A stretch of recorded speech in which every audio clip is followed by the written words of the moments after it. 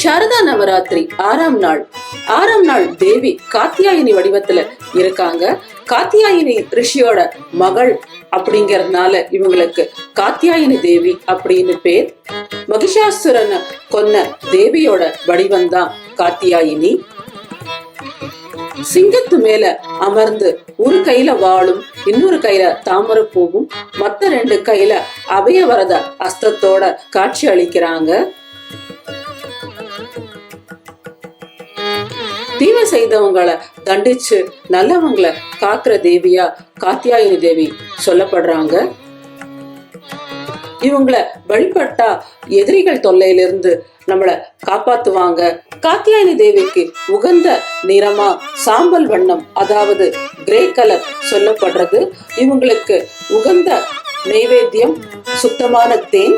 நைவேத்தியமா இனிப்பு வகையில எந்த வகையான உருண்டையும் படைக்கலாம். ரவா லட்டு, பூந்தி லட்டு, பைத்தமாவு லட்டு, சித்ரான்னத்துல எள்ளோதரை நைவேத்தியமா சொல்லப்படுறது. மாலை வேளையில பட்டாணி சுண்டல் உகந்த நைவேத்தியமா சொல்லப்படுறது. உகந்த மலர்களா செந்நீர மலர்கள் சொல்லப்படுறது. தும்பை பூ பூஜை செய்ய உகந்த மலர். வியாழ கிரகத்துக்கு அதிபதியா சொல்லப்படுறாங்க.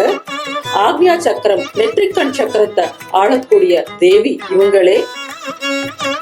கல்யாணமாகாத கன்னி பெண்கள் காத்தியாயி தேவிய குறிச்சு தவம் இருந்தா சீக்கிரமே திருமணம் ஆகும் அப்படின்னு நம்பிக்கை.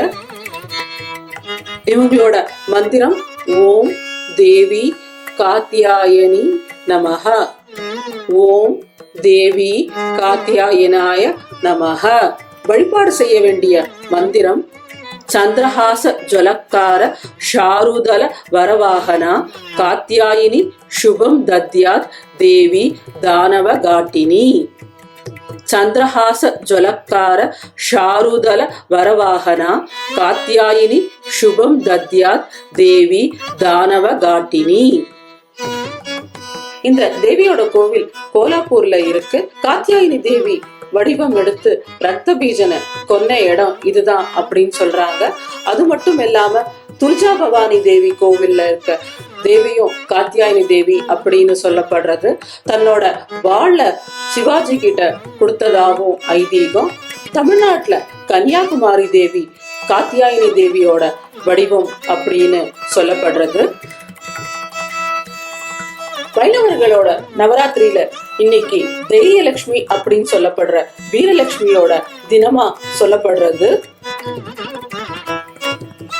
இந்த தேவிய வணங்கினா நம்மளுக்கு வாழ்க்கை நடத்துறதுக்கு தேவையான தைரியமும் எந்த துன்பம் வந்தாலும் தாங்கக்கூடிய மன உறுதியும் கிடைக்கும்னு நம்பிக்கை.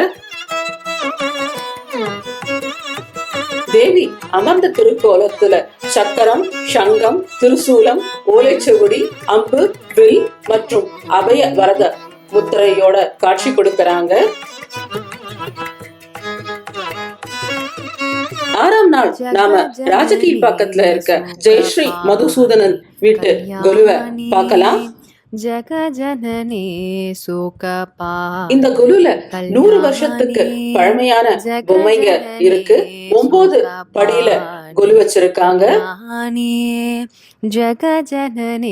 ஆணும் பெண்ணுமா இருக்க ஒரு உருவம் 100 வருஷத்துக்கு பழமையான பொம்மை அப்படின்னு சொன்னாங்க. அதே மாதிரி ஒரு லக்ஷ்மி பொம்மையும் சரஸ்வதி பொம்மையும் ரொம்ப பழமையான பொம்மையா சொன்னாங்க. 2 கிருஷ்ணரோட பொம்மை 75 வருஷத்துக்கு மேற்பட்ட பொம்மைன்னு காமிச்சாங்க. தண்ணி எடுத்துட்டு போற பொண்ணோட பொம்மையும் 80 வருஷ பொம்மை அப்படின்னு சொன்னாங்க. அது பார்க்கவே ரொம்ப அழகா இருந்தது. மரத்துல செஞ்ச கிருஷ்ணரோட பொம்மையும் ரொம்பவே அழகா இருந்தது. 50 வருஷத்து பழமையான யானையோட பொம்மையும் புலியோட பொம்மையும் இருந்தது. இவங்க வீட்டுல இருந்த கல்யாண செட் பாக்கிறதுக்கு ரொம்ப சூப்பரா இருந்தது. ஒரு படி முழுக்க சிப்பிகளும் சங்கும் வச்சிருந்தாங்க. விதவிதமான நிறத்துல இருந்த கூழாங்கற்களும் பார்க்கவே ரொம்ப அழகா இருந்தது. மாவுக்கல்ல இருந்த சொப்பு சாமான் ரொம்ப அழகாவே இருந்தது. இந்த வருஷம் சோளிங்கர் நரசிம்மர் செட் வாங்கினதா சொன்னாங்க. அதுவும் பார்க்க ரொம்ப சூப்பரா இருந்தது. இத்தனை வருஷமா இத பாதுகாத்துட்டு வர ஜெயஸ்ரீய நாம பாராட்டியே ஆகணும்.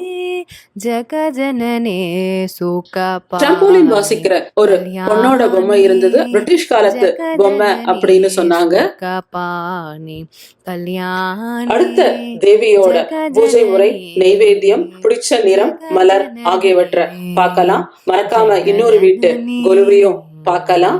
உங்களுக்கு இந்த சேனல் பிடிச்சிருந்தா லைக் பண்ணுங்க, ஷேர் பண்ணுங்க, சப்ஸ்கிரைப் பண்ணுங்க. கல்யாணி ஜகஜனனி சுகபாணி கல்யாணி.